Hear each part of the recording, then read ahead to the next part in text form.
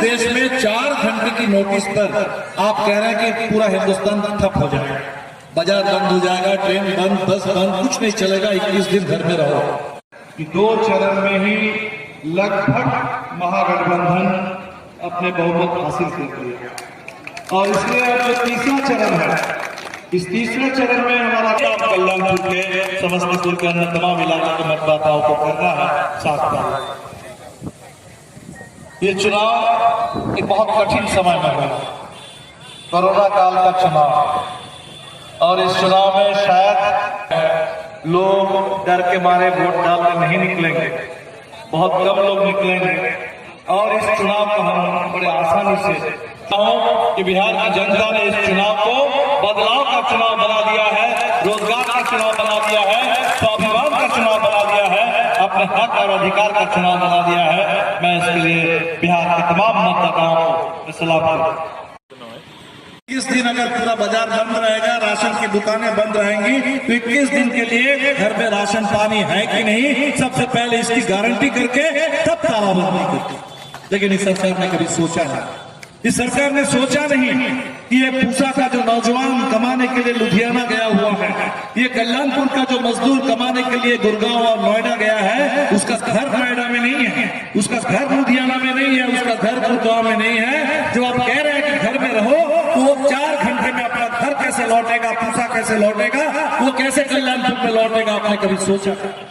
अब तो आके क्या कह रहे हैं, पूरी दुनिया को मालूम है कि बिहार के प्रवासी मजदूर कैसे घर लौट करके आए।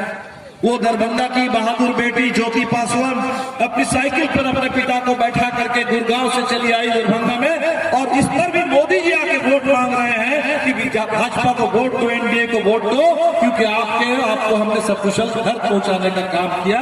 इन लोगों को एक भी वोट नहीं, चुनाव में बिल्कुल एक तमाचा जिनको मिलना चाहिए इस चुनाव में, एक वोट इनके खिलाफ आप दीजिए, ताकि झूठ बोलने वाले और आपके जले पे नमक छिड़कने वाली ये जो पार्टी है, पूरे देश को पीड़ा पहुंचाने वाली जो पार्टी है, ये जो राजनीति है, ये राजनीति का अंत हो देश के अंदर।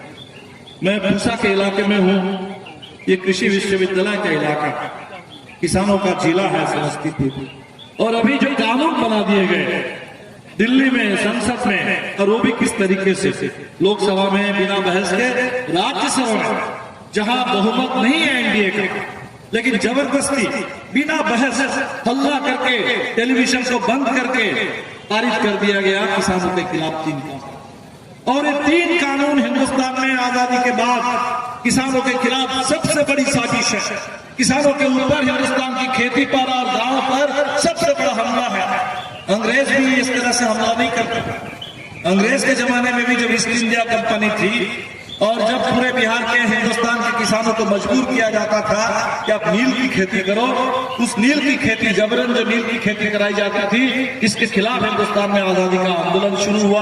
गांधी जी आए चंपारण में, चंपारण से सत्याग्रह शुरू हुआ और हिंदुस्तान के किसानों को ये हक मिला, आजादी मिली कि हम किसी कंपनी के कहने पर नहीं, हम आपकी जरूरत के हिसाब से हम खेती करेंगे।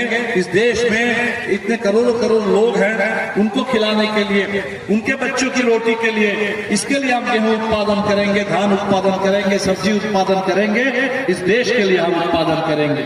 लेकिन अब मोदी जी क्या कह रहे हैं कि खेती पर भी अदानी अंबानी का कंपनी राज का कब्जा है।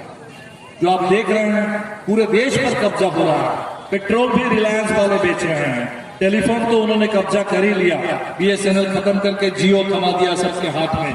अभी इस कोरोना काल में रेलवे भी बेचा जा रहा है अदानी अंबानी के लिए, एयरपोर्ट बेच दिया गया। अब बची हुई थी हिंदुस्तान में खेती, उस खेती को इस बार उन्होंने बेचा और क्या कह रहे हैं कि हमने हिंदुस्तान के किसानों को आजादी दे दी।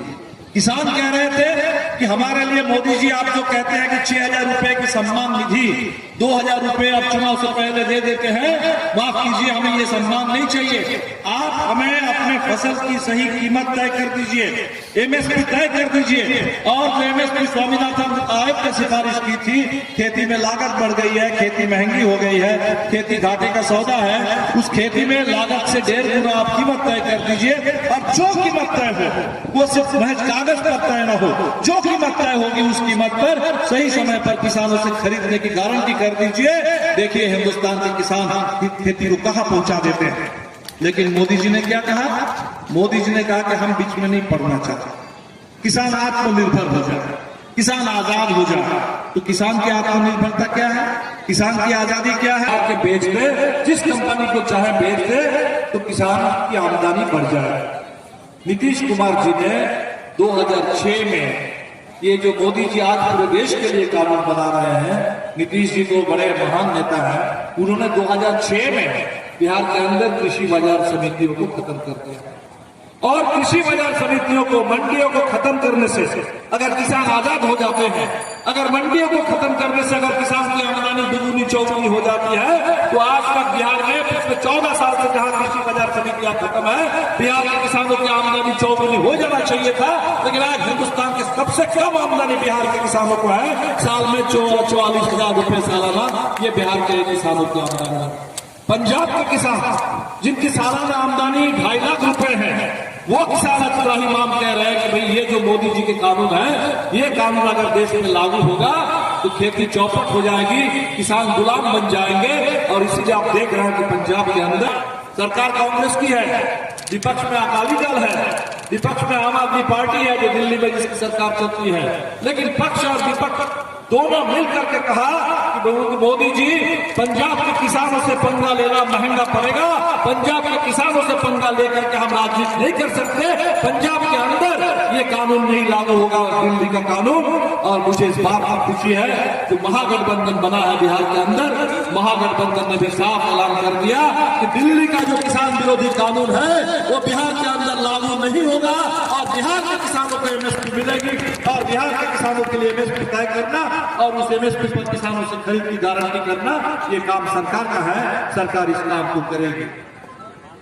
मोदी जी ने एक काम और किया, 3 कानून पारित हुए। अभी आलू क्या रेट है? पूसा में आलू का 40 रुपए किलो, प्याज 80 रुपए किलो।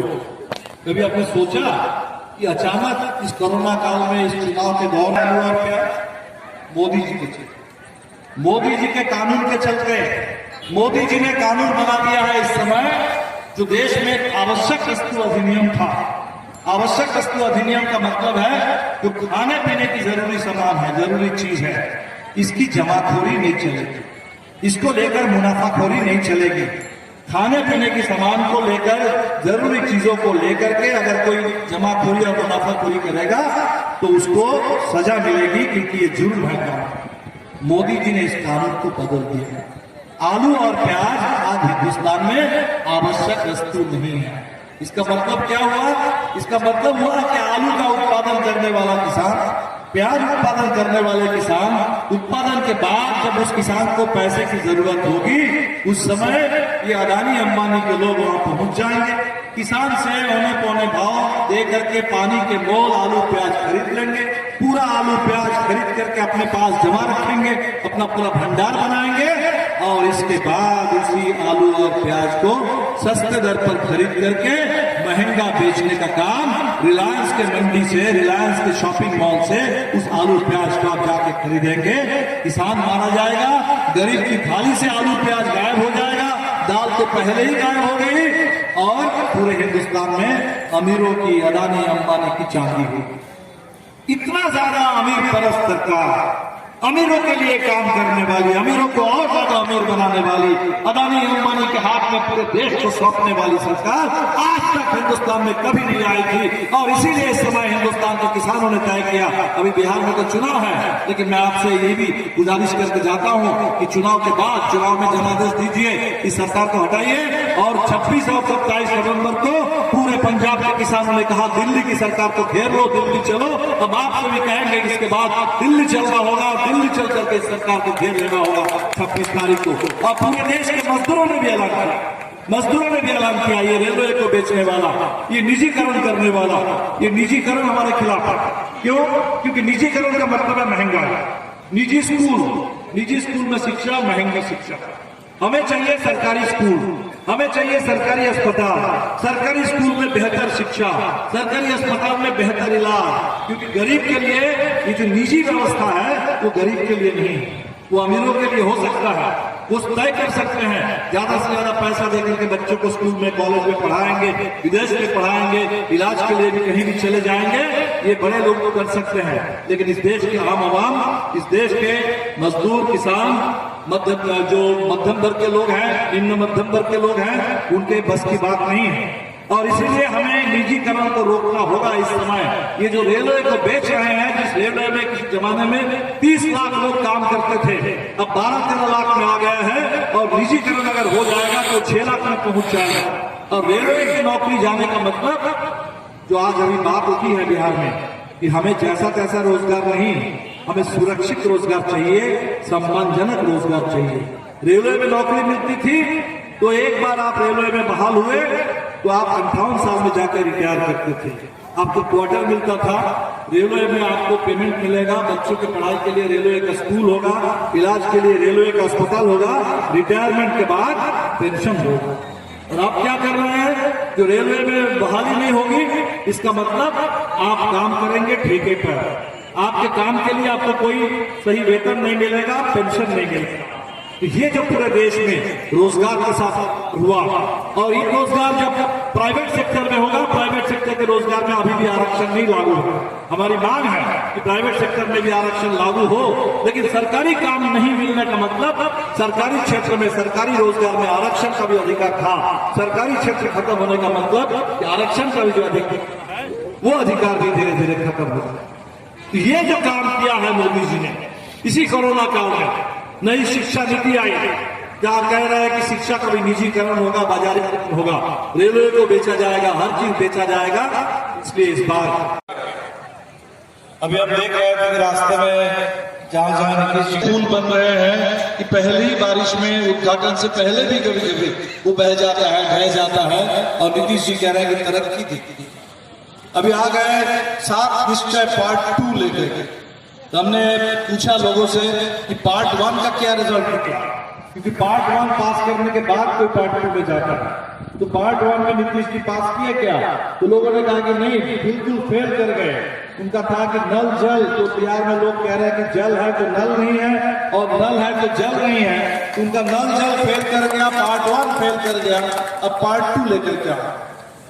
मोदी जी के पास भी बोलने के लिए अब कुछ नहीं रहे, अनाप शनाप बात कर रहे हैं बिहार में आकर। अभी बिहार में आकर के लोगों को डरा रहे हैं कि कोरोना गया नहीं, कोरोना 1 नंबर का खतरा।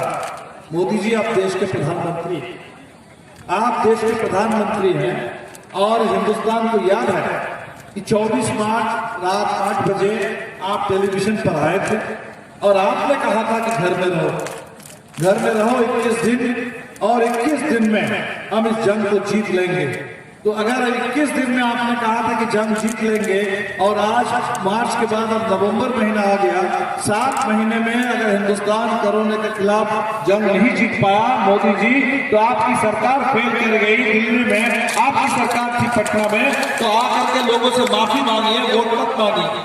लेकिन मोदी जी हैं तो वोट ही मांग रहे, कोरोना के नाम पर भी वोट मांग रहे हैं। कह रहे हैं कि सरकार बनेगी तो कोरोना का टीका हम मुफ्त में दे देंगे बिहार के लोगों को।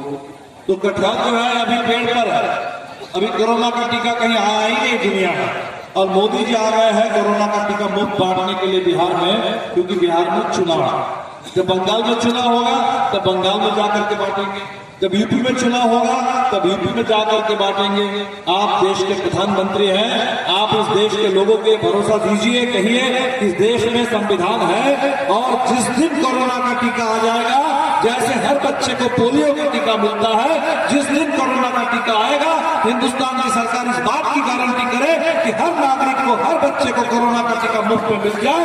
आपको ये बात कहनी। सर, अभी आप लोग यहाँ दीपांकर भट्टाचार्य के प्रोग्राम में आए हैं, आप लोगों का आने का क्या उद्देश्य है? यहाँ आने का उद्देश्य है कि इस बार बिहार की जनता ने मन बनाया है कि इस बार की जो वर्तमान सरकार है नीतीश कुमार की, उस सरकार को बदल के तेजस्वी सरकार बनाना है। सर, आप लोग सिर्फ नीतीश कुमार के ही बारे में बोल रहे हैं, भारतीय जनता पार्टी के बारे में क्यों नहीं बोल रहे हैं? देखिए, मुख्यमंत्री तो नीतीश कुमार है, जब भाजपा के मुख्यमंत्री होंगे तो हम उनके बारे में बोलेंगे, और ऐसी बात नहीं है कि उनके बारे में नहीं बोल रहे हैं। उन्होंने जो वादा किया था 2 करोड़ रोजगार का, मोदी सरकार ने जो वादा किया था कि हम प्रति वर्ष 2 करोड़ लोग रोजगार देंगे, उनका रोजगार देने की बात तो दूर, उल्टे 7 करोड़ लोग इस देश में बेरोजगार हो गए हैं। 700 बड़ी बड़ी कंपनियां इस देश में बंद हो गई। इसलिए इस बार जो है बदलाव का सरकार है, इस बार बदलना है बिहार को, और पूरे तौर पर नौजवानों ने तय किया है कि इस बार तेजस्वी सरकार और खास करके पूरे बिहार के आम आवाम इस बार बदलाव चाह रही है। निश्चित रूप से इस बार बदलाव होगा।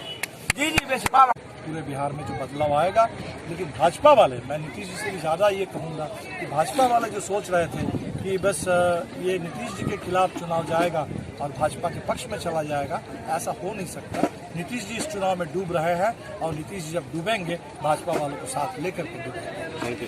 सर उनकी रैलियों में जो लगातार सर क्या नाम है विरोध हो रहा है, वो सर लगातार आप विपक्ष पे ही आरोप लगा रहे हैं कि उन्हीं के पार्टी के लोग हैं ये। नहीं, कोई पार्टी के लोग क्यों उठाएंगे, ये आवाज़ निकल पड़ी है गाँव गाँव में। ये आवाज़ इस समय जनता की आवाज़ है, और नीतीश जी जो जिस तरह से अनाप शनाप बोल रहे हैं अपने विरोधियों के खिलाफ, आम लोगों को भी जिस तरह से डांट रहे हैं, मुझे लगता है कि ये कोई नेता तभी करते हैं जब उनके पैर की तले जमीन खिसक जाए। सर अभी आपने सीए, एनआरसी और एनपीआर की बात कही है, क्या एनपीआर का जो जनगणना होना है वो पुराने बैलेट पेपर से होगा, और सीए एनआरसी क्या ये लागू होगा? इसलिए ये पूरे हिंदुस्तान की मांग है। इसलिए बहुत गलत कानून है, नागरिकता को बांटने की साजिश है धर्म के नाम पर। ये नागरिकता को, हमें देश में एक नागरिकता चाहिए, नागरिकता के साथ धर्म का कोई लेना देना नहीं है। इसलिए सीए संविधान पर हमला है, और जो एनआरसी और एनपीआर है तो दोनों जो इस देश के आम गरीब आवाम है, सबसे ज़्यादा, हिंदू मुस्लिम की बात नहीं है, सबसे ज़्यादा देश के गरीब मेहनतकश जो अपने राज्य से दूसरे राज्य में जा कर के बसते हैं, काम करते हैं, पढ़ाते हैं, पढ़ाई हासिल करते हैं, उनके लिए बड़ा खतरा है। ये एनआरसी और एनपीआर देश को मंजूर नहीं है, ये सब कुछ खत्म करना है। सर बिहार सिटीजन से जनता को क्या अपील करना चाहेंगे? नहीं, बिहार में जनता, हमें लगता है कि जनता खुद अभी चुनाव लड़ रही है। पहला चुनाव है, मैं नहीं कहूँगा कि महागठबंधन चुनाव, इसको जनता ने अपना चुनाव माना है, और जनता खुद अपनी लड़ाई लड़ रही है। जनता की जीत हो, और जनता इस लड़ाई को बिल्कुल, अभी 2 चरण में बहुमत लगभग मिल गया है, इसको प्रचंड बहुमत में तब्दील करके, चाहे समस्तीपुर हो या कोशी के इलाके में, सीमांचल के इलाके में, चंपारण के इलाके में, जहां भी तीसरे चरण में वोट पड़ेंगे, सभी मतदाताओं से हमारी अपील है कि आप बढ़ चढ़ करके वोटिंग में हिस्सा लें। और इस कोरोना काल में जो सरकार ने सोचा था कि जनता वोट नहीं डालने आएगी, लोग पूरे साहस के साथ निकल रहे हैं, वोट कर रहे हैं, वोट करें और बिहार से लेकर के पूरे देश